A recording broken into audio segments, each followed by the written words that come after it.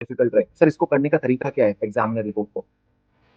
एक तो है कि देख लिया, सॉल्यूशन देख लिया, सुन लिया, वो टाइम वेस्ट है। कुछ नहीं, दसों का सुन लो, 10 एग्जामिनर रिपोर्ट का सुन लो, कुछ भी नहीं होगा उससे। कोई आपके लेवल पे कोई अंडरस्टैंडिंग इंक्रीज नहीं होगी। तरीका सबसे अच्छा है कि क्या जो बच्चों ने गलती करी, क्या वो गलती मैं करता, क्या मुझे आता है। अब ये नहीं कि बैठ के कैपिटल स्ट्रक्चर पढ़ने लगे, ये कंसेप्ट है, एरिया कोई भी टेस्ट कर सकता है। करने का तरीका आपको एग्जामिनर गलतियां बता रहा है जो अपन चीज। देखो बच्चों, जैसे कि मैंने कई बार आपको बोला है कि एग्जामिनर रिपोर्ट को रीड करो, और सेल्फ रीडिंग का कोई ऑल्टरनेटिव नहीं है। एटलीस्ट नहीं हो पा रहा है तो लेटेस्ट एग्जामिनर रिपोर्ट, एक या दो एग्जामिनर रिपोर्ट जरूर रीड करो बच्चों। कोई भी पेपर फाइट करो, एसीसी में ये नियम बनाओ, examiner report pre mock, timed condition में प्री मॉक। सिर्फ मॉक नहीं, ए भी नहीं, पूरा मॉक करना है हमेशा, आधा अधूरा नहीं। 3 घंटे बैठ के तो 3 घंटे तभी स्टार्ट करना है कि उस दिन अपन 3 घंटे बैठेंगे। एग्जाम हॉल में जैसे हमें दुनिया का कुछ नहीं पता, वैसे ही प्री मॉक करो। तब जाके पता लगेगा कि where we are standing in terms of conceptual clarity, in terms of time management, in terms of score, evaluate. You will able to evaluate in all aspects. तो मैं मान रहा हूँ कि एग्जामिनर रिपोर्ट आप सब एक बार पढ़ चुके हैं, एटलीस्ट लेटेस्ट वाली जो अभी एग्जामिनर रिपोर्ट एसीसी की वेबसाइट पर अवेलेबल है। हाउ टू एक्सेस मैंने ऑलरेडी आप लोग को बता रखा है ये चीज। तो मैं आपके साथ एक बार ओवरव्यू डिस्कस कर रहा हूँ, बट तभी ये चीजें समझ आएंगी एग्जामिनर रिपोर्ट की जब खुद से एक बार आप पढ़ चुके हो। तो नहीं पढ़ा है तो एक बार खुद से जरूर पढ़ना, फिर इस सेशन को दोबारा देखना। तो ये हमारा एफएम का मार्च जून 25 का रीसेंट एग्जाम कैसा आया था, क्या क्या चीजें पूछी गई थी। तो ये हमारा एग्जामिनर रिपोर्ट का स्ट्रक्चर रहता है। जनरली सेक्शन, तीनों सेक्शन होते हैं। अच्छा, आपको ये बात मैं बताऊं तो एसीसीए का एग्जामिनर रिपोर्ट का क्या फंडा है। तो एग्जामिनर रिपोर्ट का फंडा ये है कि एसीसीए आपको एग्जामिनर रिपोर्ट देता है, और ये एग्जामिनर रिपोर्ट आपके पास हर 6 महीने में आती है। ये एग्जामिनर रिपोर्ट्स हर क्वार्टर नहीं आती है, हर 6 महीने में आती है। मतलब जैसे मार्च जून 25 है तो ये दो एग्जाम की एक साथ आती है, मार्च और जून की। तो अब जैसे मार्च जून की आ गई, सितंबर दिसंबर की फिर एक साथ आएगी।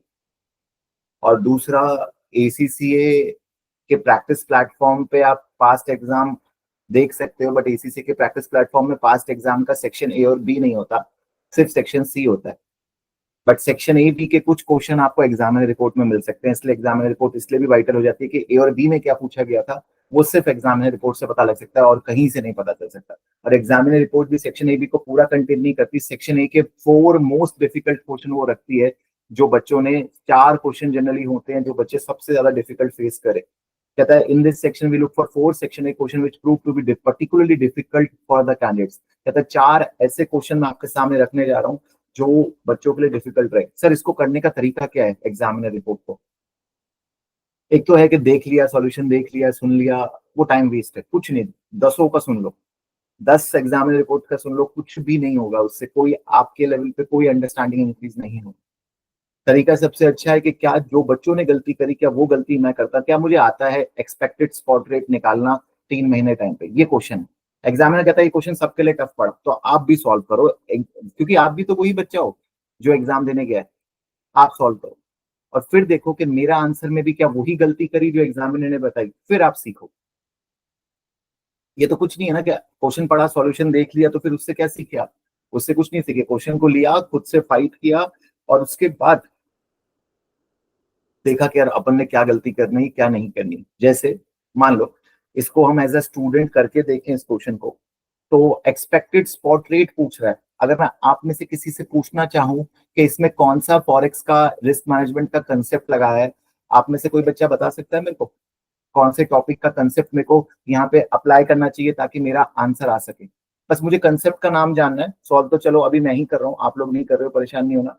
बट क्या कंसेप्ट लगाऊं कि जिससे इसका आंसर आ जाए? क्या कौन सा कंसेप्ट इस क्वेश्चन में टेस्ट हुआ है, कौन बता पाएगा आप में से?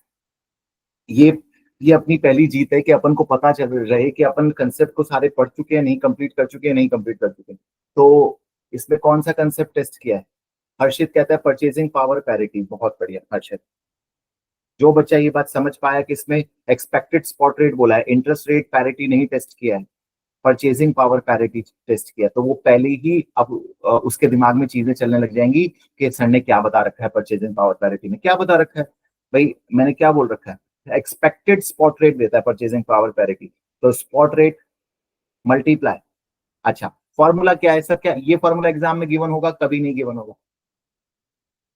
आपको कहता है home currency is pound, home currency is pound and received invoice from European supplier. The forecast annual inflation rate domestic 5.2% per annum, European annual inflation 2.8, current spot rate $1.8।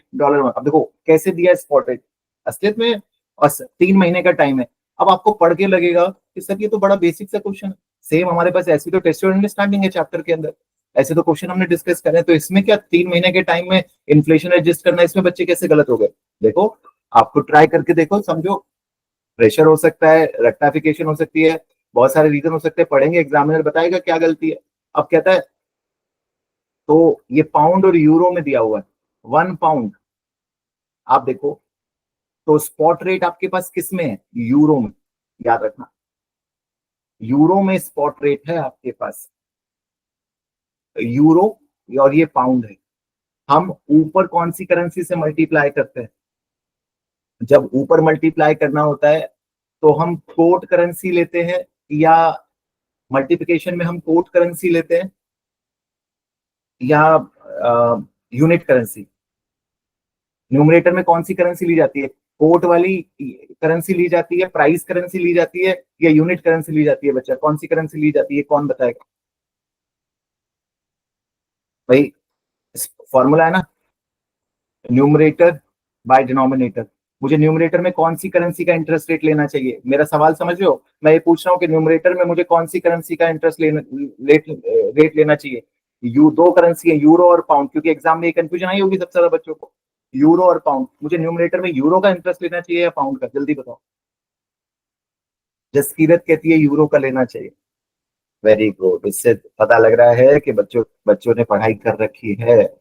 तो जो बच्चा ये बात कह रहा है यूरो का लेना चाहिए, बिल्कुल ठीक, और 2.8% लेना चाहिए, या इसका 3/12 करना चाहिए, पूरे का नहीं, पूरे का नहीं करना 3/12, सिर्फ इंटरेस्ट रेट का 3/12 करना।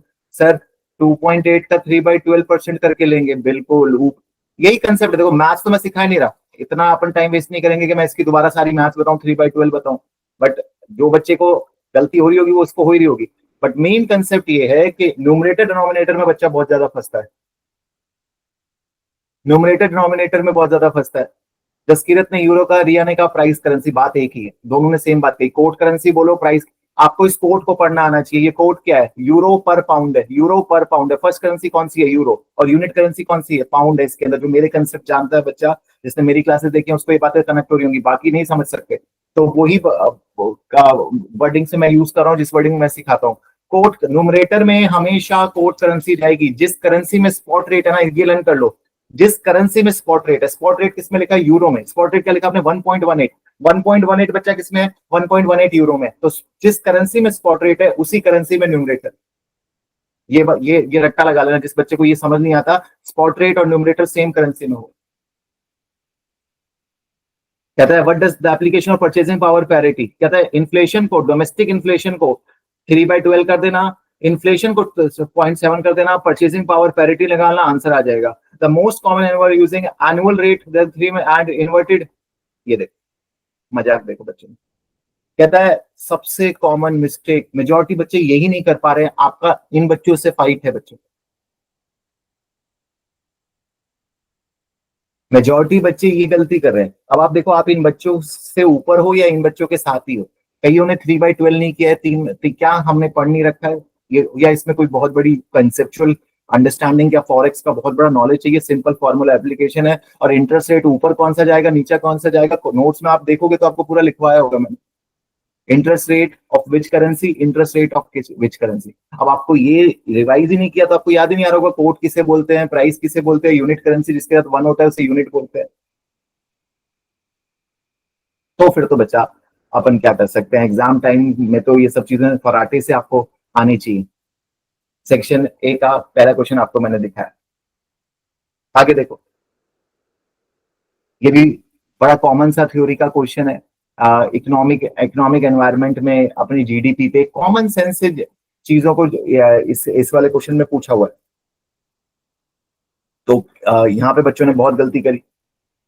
Which of the following government policies are consistent with the objective of decreasing national economic growth? कहता है कौन सी गवर्नमेंट की पॉलिसी नेशनल इकोनॉमिक ग्रोथ को गिराने के साथ है, कंसिस्टेंट है, कौन सी? भाई अगर आपको ग्रोथ गिरानी है, गवर्नमेंट को अपनी स्पेंडिंग ज्यादा करनी पड़ेगी, कम करनी पड़ेगी? मुझे एक बात बताओ। कॉन्ट्रैक्शनरी इफेक्ट बोलते हैं इसको। कॉन्ट्रैक्ट करना है मुझे, इकोनॉमी को डाउन करना है, तो मुझे अच्छा, अगर मुझे मुझे बच्चे बच्चे बच्चे इसका एक्सपेंडिचर कम करना है, एक बच्चा है बहुत बिगड़ रहा है, वो बहुत खर्चा कर रहा है, माँ बाप को उस बच्चे को सुधारना है, तो उसको पैसा और देना चाहिए या कम करना चाहिए? उसको पैसा और देना चाहिए या कम करना चाहिए? उसको और पनिश करना चाहिए या उस पर पेनल्टी लगा के उससे पैसा ले लेना चाहिए, उस पर टैक्स लगा के उससे पैसा ले लेना चाहिए, या उसे और पैसा देना चाहिए? अगर फैमिली को लग रहा है कि बच्चे, my child is not valuing money, the economy is spending too much, over spending कर रहा है, तो क्या और गवर्नमेंट खर्चा करेगी? गवर्नमेंट खर्चा करेगी तो बच्चों को पैसा मिलेगा, पेरेंट्स क्या एक्सपेंडिचर बढ़ाएंगे? नहीं, गलत।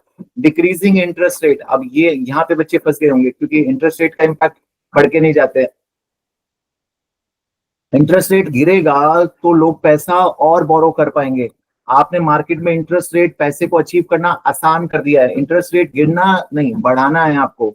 Allowing domestic currency to appreciate, अभी आप अपनी डोमेस्टिक करेंसी को अप्रिशिएट के लिए अलाउ करते हो, तो एक बात बताओ, डोमेस्टिक करेंसी अप्रिशिएट होगी तो इससे क्या इम्पैक्ट आएगा? एक्सपोर्ट, जो हम एक्सपोर्ट करते हैं, सामान जो बाहर बेचते हैं, वो महंगा हो जाएगा या सस्ता हो जाएगा? एक्सपोर्ट एक्सपेंसिव हो जाएगा, एक्सपोर्ट महंगा हो गया और इंपोर्ट सस्ता हो गया, इंपोर्ट आपका चीप हो गया।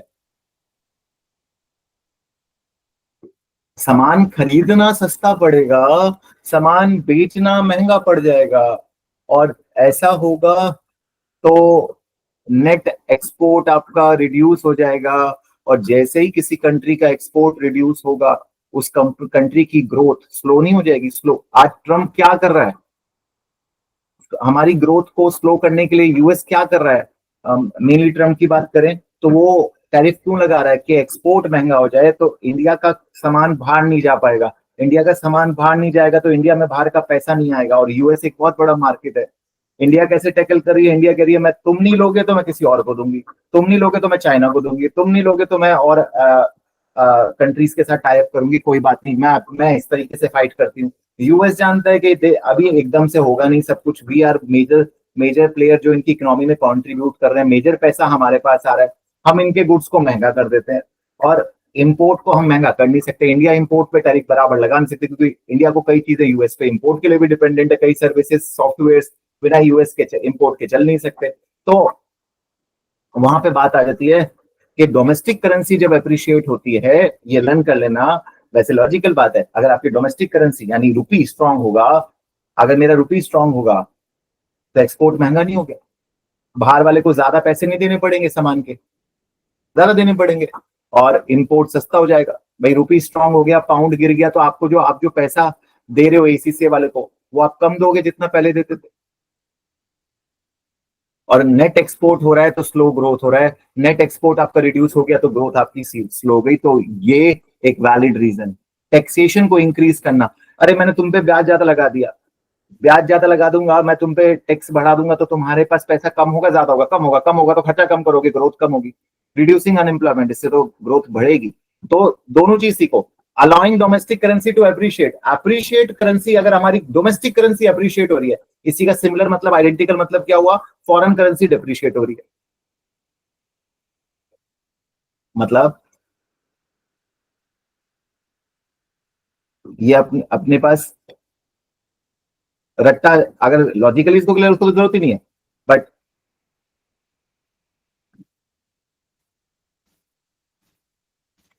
अगर हम बोले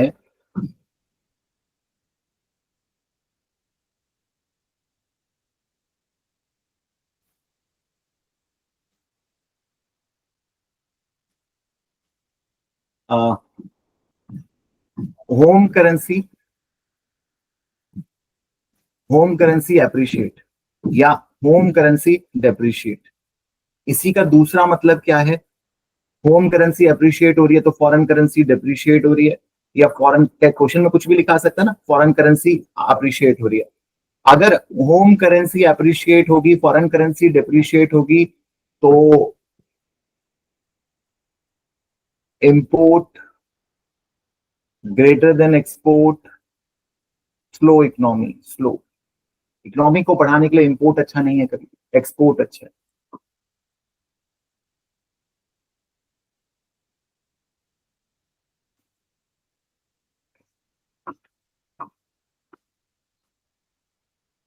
import greater than export, slow.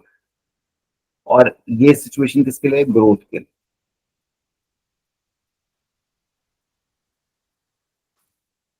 आ रही बात समझ?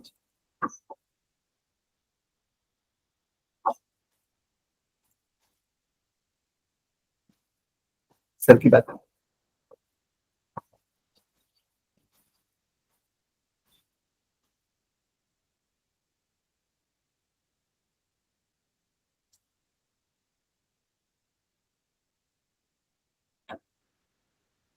फिर थ्योरी बताओ। कुछ क्वेश्चन तो पढ़ना है और ओवर करना है। द राइट इशू क्या कह रहा है?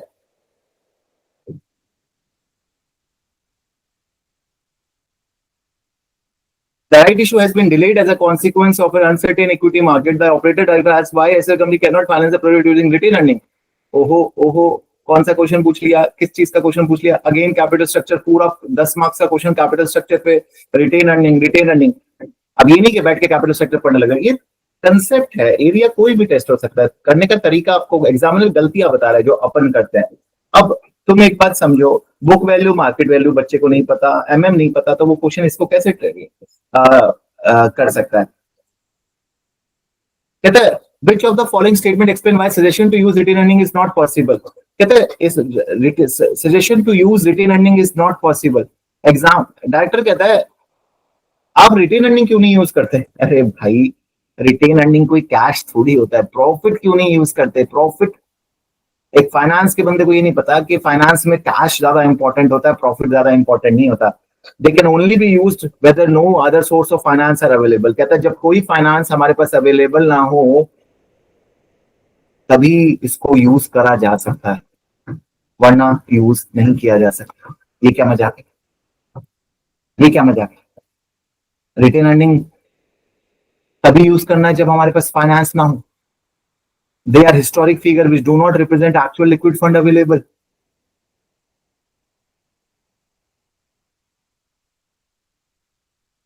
क्या आंसर होगा?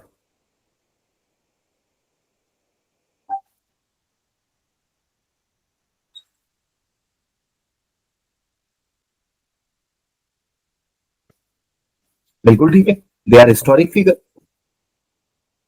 ये एक्चुअल कैश थोड़ी है, यही तो मैं कह रहा हूँ, प्रॉफिट है, कैश नहीं है तो पुराना कोई प्रॉफिट की पुरानी फिगर है। They belong to equity investor, can not be used for investment project. Wrong, क्यों नहीं? इक्विटी से बिलोंग करते हैं, बट इक्विटी को देना कंपल्सरी तो नहीं है, यूज किया जा सकता है। They will be required to repay long term, ऐसा भी कोई कंडीशन नहीं है कि सिर्फ लॉन्ग टर्म के लिए यूज होंगे और कहीं यूज नहीं हो सकते। बेकार क्वेश्चन। समझे क्या? यस या नो? मेरे दोस्तों, ये सेक्शन बी का डिस्कशन आपके साथ 10 में से 8 मार्क्स हर बच्चा ला सकता है।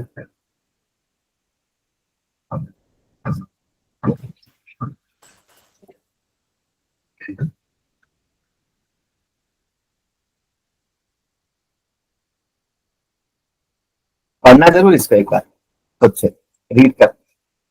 बाकी फाइनली सेक्शन सी है बच्चा। सेक्शन सी में तो मेजरली प्रैक्टिस है, कंसेप्चुअल एरिया ए और बी है। जो ए और बी में ज्यादा गलती कर रहा है वो अपने कंसेप्ट को स्ट्रॉन्ग करे, और सेक्शन सी में गलती करने वाला बच्चा एक ही चीज कर सकता है, सेक्शन सी के लिए प्रैक्टिस करे।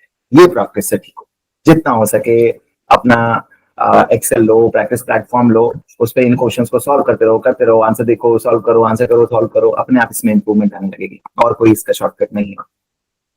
कहता है question is from investment appraisal, तो हमें तो पता ही है कि तुम्हें इन्वेस्टमेंट अप्रेजल बहुत पसंद है, बट बच्चों को नहीं पता।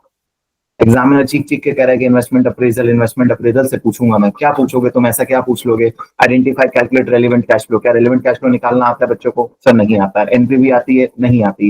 Investment decision under single capital rationing का कंसेप्ट सर इतना, पीआई प्रॉफिटेबिलिटी इंडेक्स और डिविजिबल प्रोजेक्ट में पूछा है, and discussion on capital rationing पूछ लिया sir, return on capital employed निकालना पूछ लिया, क्या क्या पूछ लिया है सर।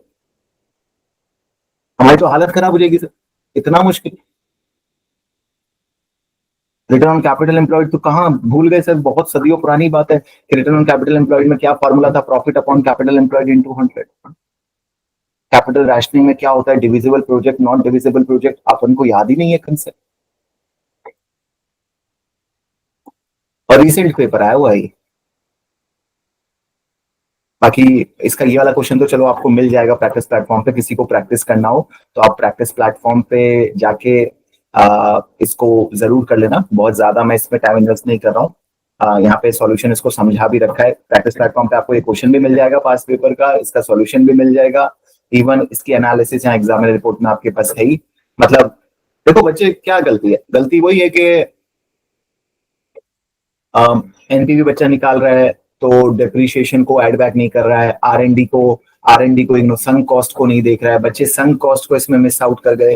कैपिटल राशनिंग में उनको एनपीवी के बेस पे रैंकिंग कर रहे हैं। मैं बता रहा हूँ क्या क्या गलती बताई है एग्जामिनर ने। बच्चा कहता है म्यूचुअली एक्सक्लूसिव प्रोजेक्ट में दोनों को ले लिया, क्वेश्चन कहता है ए और बी म्यूचुअली एक्सक्लूसिव है।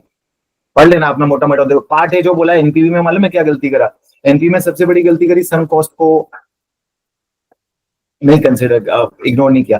क्या बोलता है, the forecast loss 70 year 1 after the amortisation R and D cost over 4 year straight line basis. तो ये जो 50,000 पर ईयर किया, therefore this 50,000 need to be added back, and R and D is a sunk cost. तो संक कॉस्ट को आप क्यों कंसीडर करोगे कैश फ्लो में? नहीं करोगे। डेप्रिसिएशन जो लगा है उसको कैलकुलेट करके रिमूव करोगे, पहले कैलकुलेट ठीक करना है फिर रिमूव करना है। तो यहाँ पे ये मेजर बच्चों ने मिस्टेक करी, टैक्स को गलत लगा दिया, टैक्स का अलाउंस ढंग से नहीं दिया। क्वेश्चन कहता है 100% अलाउंस मिल जाएगा तो 100% अलाउंस देना, 50-50 करके मिलेगा 2 सालों में, जैसा टैक्स डिपार्टमेंट कहता है। अकाउंटिंग नहीं लगानी है हर वक्त, एसएलएम डब्ल्यूटीवी, बहुत आसान आसान से एक एक मार्क्स है, हर पोस्टिंग के मार्क्स है इसमें, और आपने वो पोस्टिंग के एक एक मार्क्स अगर मिस कर दिए हैं तो वो मिस कर दिए। कैपिटल रैशनिंग में पीआई हो सकता है, म्यूचुअली एक्सक्लूसिव प्रोजेक्ट यहाँ पे दिया हुआ है, ए और बी म्यूचुअली एक्सक्लूसिव है, तो आप दोनों को कैसे लोगे? ए के साथ बी नहीं आएगा, बी के साथ ए नहीं आएगा, तो कॉम्बिनेशन बनाते वक्त देखना है क्या क्या रीजन हो सकते हैं हार्ड कैपिटल रैशनिंग के।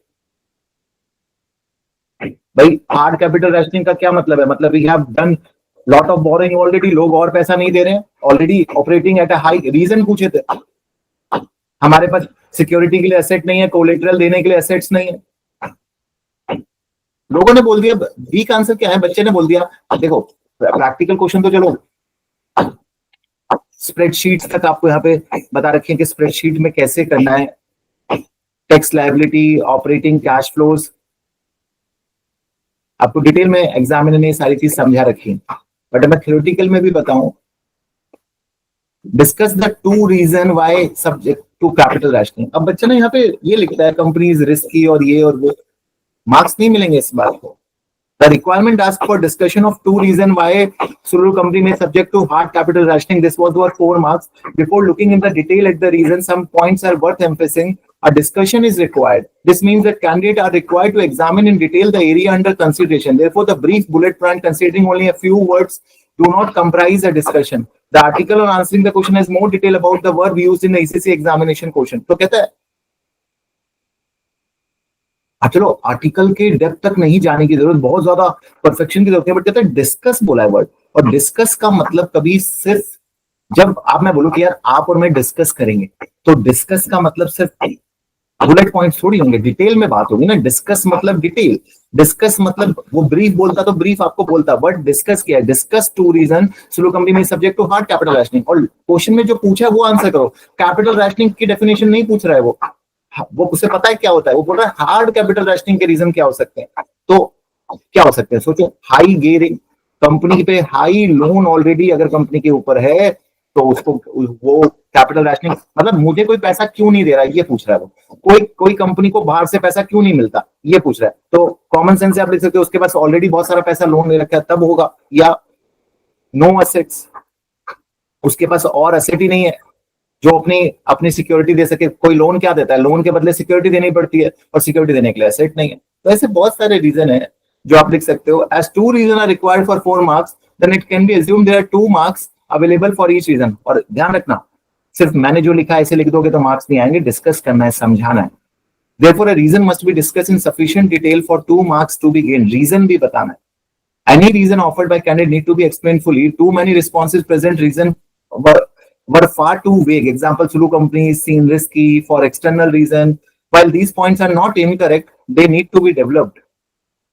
कहता गलत नहीं है, कहता तुम लोग जो लिख रहे हो वो गलत नहीं है, सही है बात कि कंपनी रिस्की है, कंपनी एक्सटर्नल, बट ये तुम्हारा नॉलेज तो अधूरा है ना। तुम ये क्या कोई एग्जाम देने आए हो या गाइडेंस देने आए हो?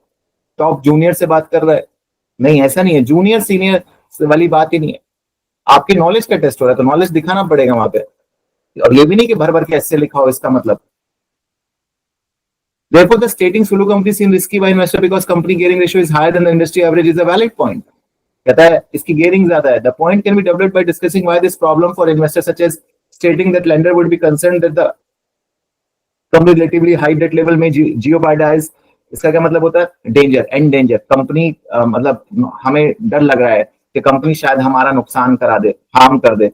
डेट लेवल में harm its ability, simple word में क्या हुआ, harm its ability to meet future interest payment or to make repayment of loan. तो आप एक सिंपल सा लिख सकते हो इसमें आंसर कि companies gearing ratio is very high and it indicates that company is already taken a huge amount of loan. It means company is operating at a very high financial leverage and further debt or further debt investor may not want to provide loan to the company as it may lead to more risk or company may not remain going concern in the future. लिख सकते हो अपनी language में।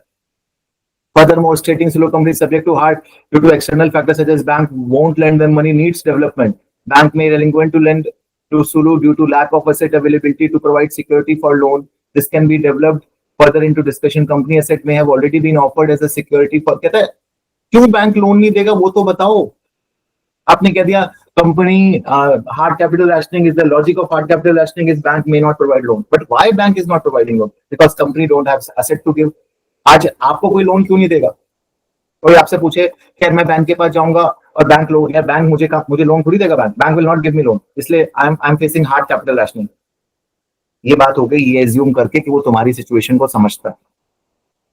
But ऐसा मानो कि कोई तुम्हारी सिचुएशन को नहीं समझता तो तुम उसको समझाओगे ना, यार मैं आई डोंट अर्न इनफ, मेरा कैश फ्लो नहीं है, मेरे पास असेट्स नहीं है, तो बैंक किस बेसिस पे मुझे लोन देगा? मैं जॉब नहीं करता हूँ, अभी अर्निंग नहीं करता हूँ, मेरे पास कोई स्पेसिफिक कोई अपने नाम पे कोई एसेट नहीं है जो मैं गिरवी रखवा दूं।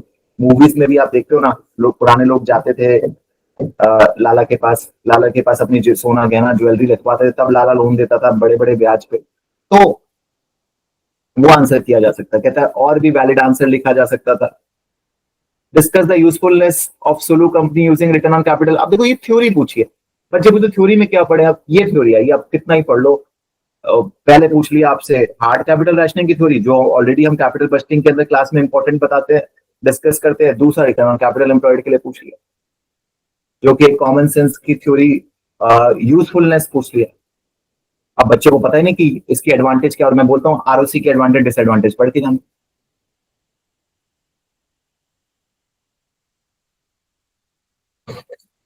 और बच्चों ने यूजफुलनेस में सिर्फ एडवांटेज लिखी, डिसएडवांटेज नहीं लिखी। देखो यहाँ पे एक और बात समझना, the requirement asking for discussion of usefulness of ROC. Usefulness मतलब ये कितना यूजफुल है इन्वेस्टमेंट अप्रेजल की कैलकुलेशन में। तो यूजफुल में आप कमियां भी तो बताओगे,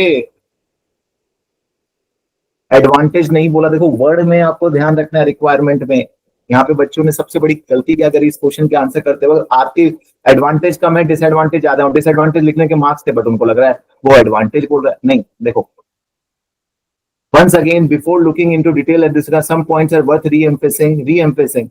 A discussion is required. This means candidates are required to examine in detail. Discussion word का मतलब क्या होता है?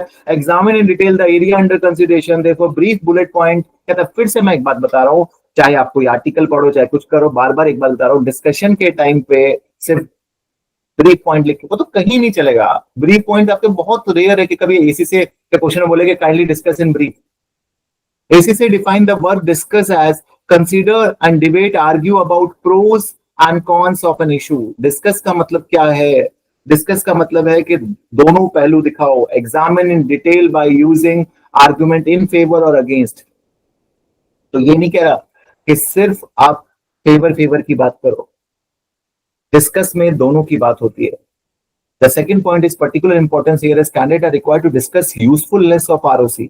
Therefore, candidate response need to be two-sided. Discuss both in favor of useful and against. दोनों बातें आपको करनी।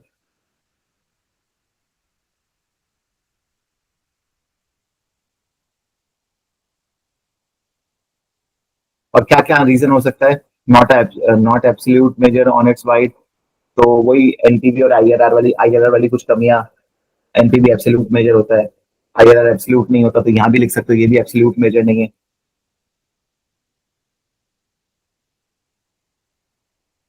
तो ये क्वेश्चन आपका आया बच्चा कहां से? कैपिटल बस्टिंग से। और फाइनली वर्किंग कैपिटल से पूछ लिया। फिर अगला एरिया हिट करा है working capital, grow company.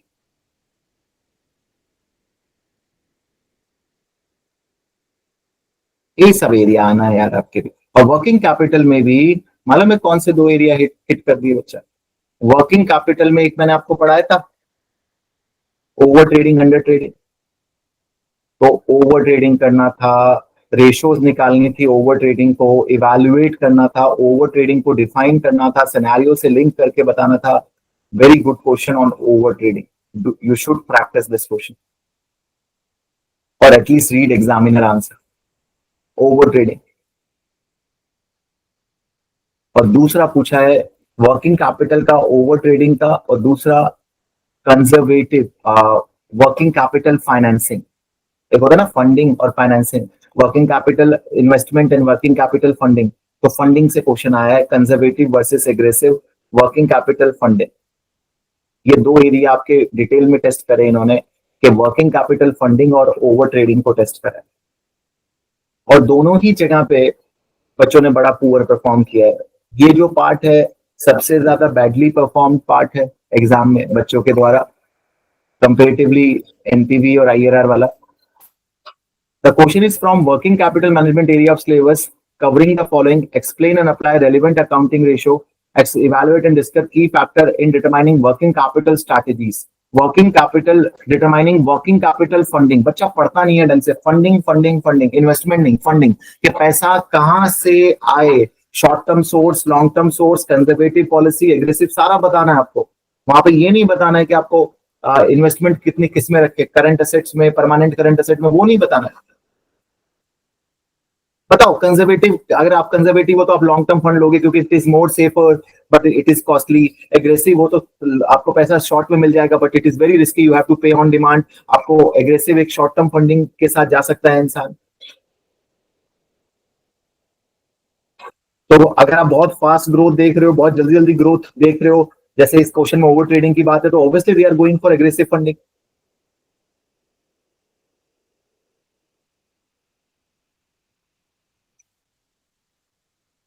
Grow company is a company which is experienced significant revenue growth within the year. The company operating environment as I described in the scenario, it is not uncommon, rapid expansion.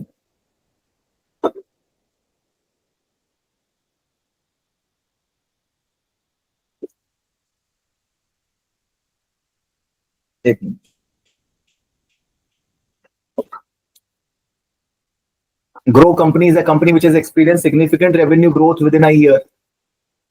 कहता है इस company ने एक significant revenue growth देखी है with in a year the company operating environment significant revenue. अच्छा, क्या मैंने सिम्टम्स में लिखवाई है ये बात?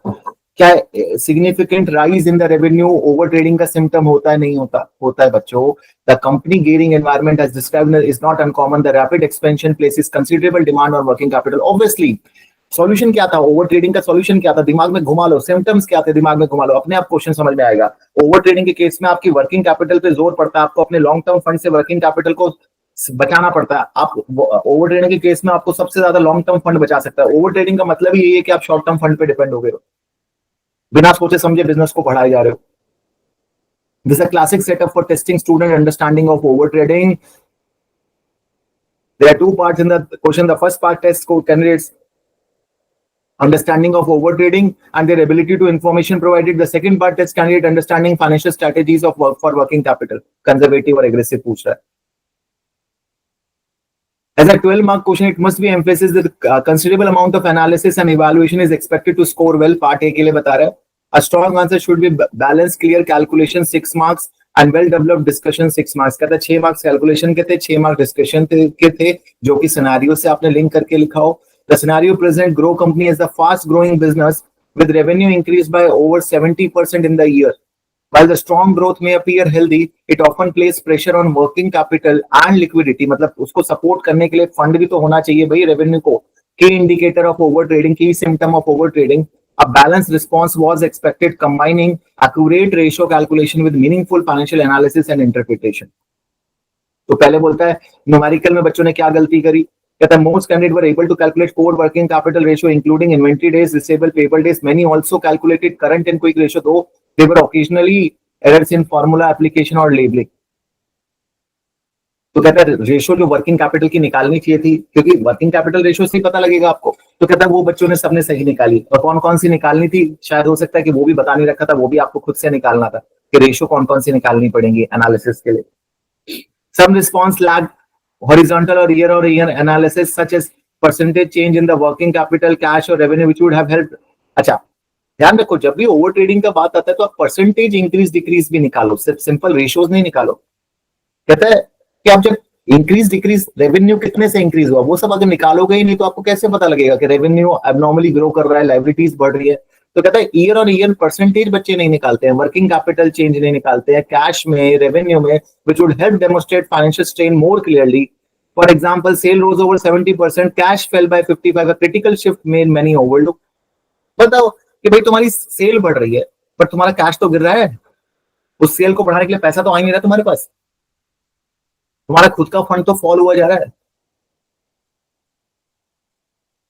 और फिर फाइनली डिस्कशन लेवल पे the discussion quality varied. While some candidates correctly identify pressure on liquidity, others simply listed ratio changes without interpreting their significance. For example, stating receivable days increase without explaining that what this means for working capital or funding gaps। A notable weakness in many script was failure to address funding gap despite revenue growth। Company raised no additional equity। बोल रहा मैं वो solution तो है ही नहीं कि long term fund तो ले ही नहीं रही वो, और पैसा कंपनी का गिर रहा है to 11 million overdraft, payable increased sharply, payable company के बढ़ रहे हैं, suggested supplier were being used as a source of finance, the clear signal of over trading but are often missed।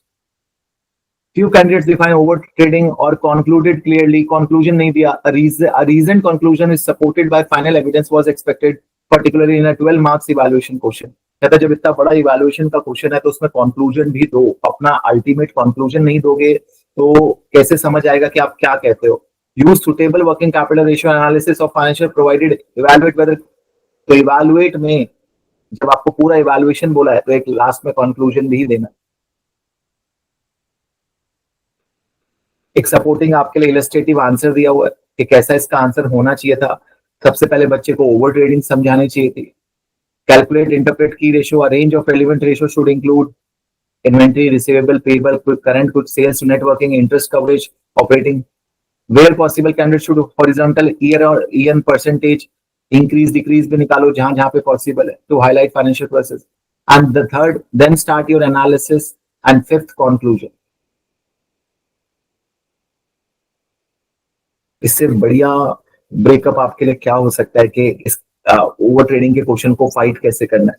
इस क्वेश्चन को टैकल कैसे करना है, स्टेप बाय स्टेप गाइडेंस इसको लेके इन्होंने दिया आपको कि कैसे कैसे इस पोर्शन को टैकल किया जा सकता था जो बच्चों ने नहीं किया। मैं ये नहीं कह रहा हूँ कि आप परफेक्ट आंसर लिखो सेम टू सेम जैसा एग्जामिनर कर रहा है, पॉसिबल ही नहीं है कि इस टाइप का लिखा जाए, बट ये पॉइंटर्स यूज किए जा सकते हैं। ये गलतियां हम ना करें, रीजन दे रहे, लॉजिक दे रहे, रीजनिंग के साथ चीजों को करें। और फाइनली आपसे लास्ट में जो इन्होंने बोला कि फंडिंग के बारे में, कंजर्वेटिव अप्रोच और एग्रेसिव अप्रोच, ये भी कॉमनली आस्क्ड रिक्वायरमेंट है एग्जाम में।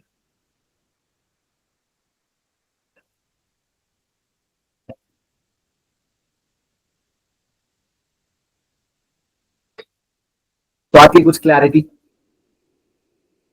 इसको एग्जामिनर रिपोर्ट को देख के मेरे साथ एक बार पढ़ोगे इसको सारे बच्चे? Do read once examiner report. It contain lot of good points.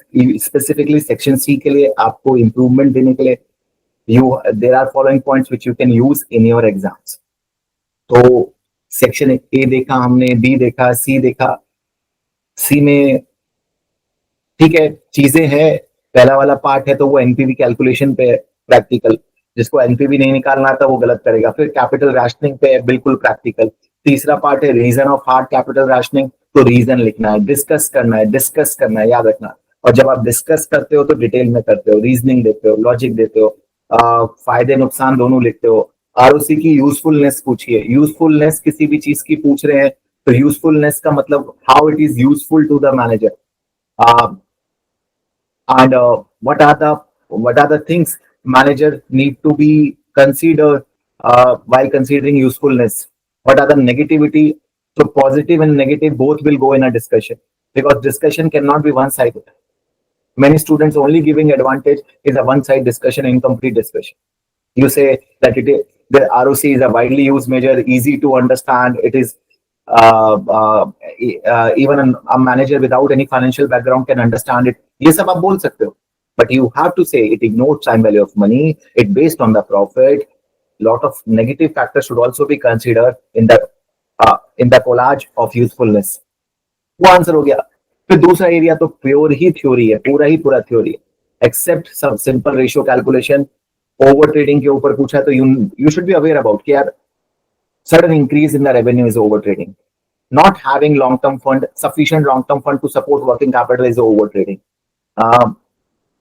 Taking too much overdraft is over trading. In sudden increase in payable is over trading. Fall in the cash is over trading. याद आ गए 5 symptom? अब बना दो answer कि sir क्या मेरे इन 5 symptom से आप एग्री करोगे? सारे बच्चे एग्री करेंगे, बट एग्जाम में क्या आपको याद है? नहीं याद है, पेपर पे लिख लो साइड बाय साइड। हाँ एक पेपर पे लिख लो। अच्छा मैं लिख ले रहा हूँ क्या क्या सिम्टम्स मुझे पता है ओवर ट्रेडिंग के, क्वेश्चन आया तो मैंने लिख लिया। 6-7 सिम्टम पता है, क्या मैं इसको कॉम्बैट करने के लिए फाइट क्या कर सकता हूँ? टू टेक मोर लोन, तो ये मैंने उससे फाइट कर लिया बस। फिर उसके बाद देखो कि ratios, what are the ratios, what are percentage increase decrease I should calculate, then I will perform the analysis with reasoning and give conclusion in the end. Lastly, conservative and aggressive funding. तो conservative और aggressive funding का क्या difference मुझे पता है। Conservative funding मतलब using long term funds. क्या यहाँ पे कंपनी के लिए कंजर्वेटिव फंडिंग आप रिकमेंड करोगे? डेफिनेटली। अभी कंपनी कौन से मोड पे लग रही है? ग्रोथ ज्यादा है, ओडी पे डिपेंड है। Currently it is on aggressive approach which is highly risky approach. You have to link with a scenario. Company should move to the conservative approach. Definitely you will get the marks. चाहे आप भर भर के ना लिखो, but quality लिखोगे तो हमेशा क्वांटिटी के ऊपर क्वालिटी वैल्यू करेगी। एकदम पॉइंटर्स नहीं लिख देने, जस्ट ये नहीं long term funding is costly and safe, ऐसे करके लिख दिया तो नहीं मार्क्स मिलेगा। बात ये भी सही है कि long term funding is a costly and but safe, but आप समझाओ that long-term funding is not need to be repaid on immediate basis. It supports companies' non-current asset and permanent current assets for long-term period. But the negative point is it comes with a cost. You have to pay more for a long-term funding क्योंकि सामने वाले का पैसा आपने ज्यादा time के लिए block कर रखा है। लिक्विडिटी थ्योरी आती है ना, हम रिस्क मैनेजमेंट में पढ़ते हैं, maturity liquidity theory, liquidity preference theory क्या कहती है? Long term fund have higher rate of interest than short term funds. तो ये चीजें हैं बच्चा जो एग्जाम के लिए आपको रेडी करेंगी अगर आप इन पे ध्यान दोगे। तो ये था बच्चों मेरी तरफ से एग्जामिनर रिपोर्ट का डिस्कशन आप सबके साथ।